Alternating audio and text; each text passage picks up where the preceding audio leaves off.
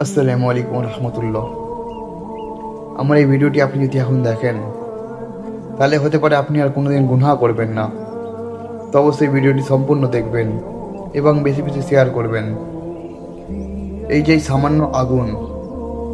সামান্য আগুন, এটি একটি লাইটারের আগুন।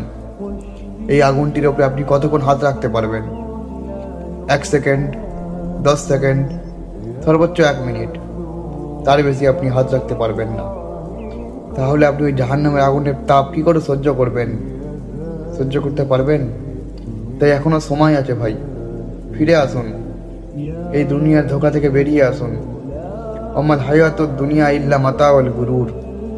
এই দুনিয়াটা একটা ধোঁকা ছাড়া কিছু না। এই দুনিয়াটা শুধুমাত্র একটি মায়া, আর আমরা এই মায়ায় পড়ে আছি।